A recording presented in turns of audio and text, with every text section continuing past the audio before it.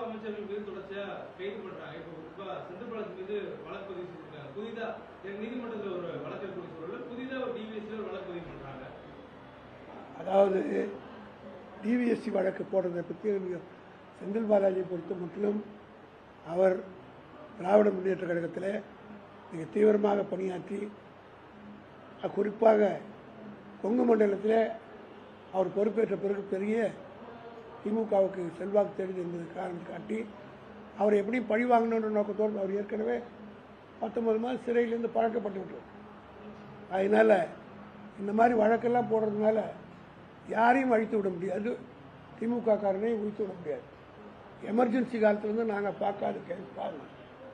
CBI பார்த்தோம், மற்ற வழக்குகள்லாம் பார்த்துருக்குறோம். ஆனால் எல்லா வழக்குகளையும் வெற்றி பெறுறாங்க. ஒரே ஒரு கேள்வி கேட்குறேன். 2001 இரவோடு இரவாக கலைஞர் கைது செய்யப்பட்டார்.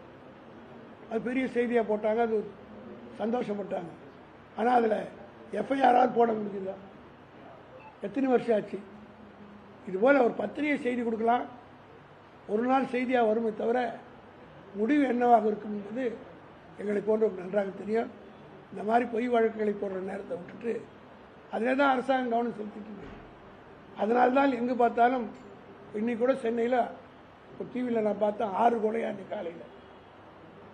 காவல்துறையினருக்கு வேறு வேலை இல்லை, இதைத்தான் செய்து கொண்டிருக்கிறார்கள். ஆகவே இங்கே ஒரு அரசாங்கம் நடப்பதற்குரிய அடையாளமே இல்லை. மேகதாது இஷ்யூ, நேற்று இஷ்யூ, இப்படி பல இஷ்யூக்கள் இருக்கிறது. அதை பற்றி ஒரு வார்த்தை சொல்லலை. இதுவரையும் நான் கேட்குறேன், அவர் போகிறாருன்னு சொல்கிறாங்களே, எப்போ போகிறார், என்ன போகிறார், ஏதாவது அஃபிஷியலாக ஒரு அனௌன்ஸ்மெண்ட் வந்திருக்கா?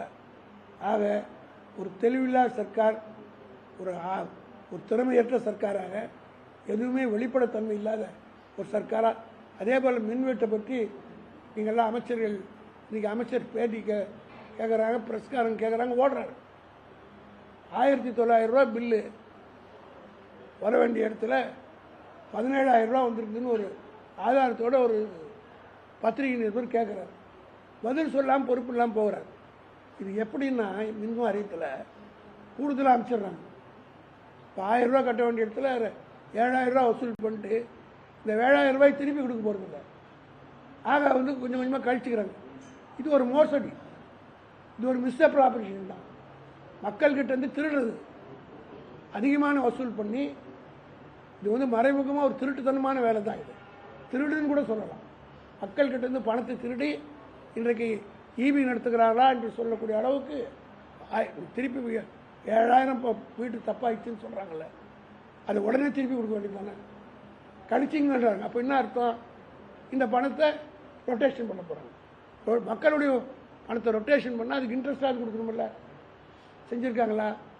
இது ஒரு திருடு தான், இது ஒரு வகையான மோசடி தான், இது வகையான ஒரு மிஸ்அப்ராப்ரேஷன் தான்.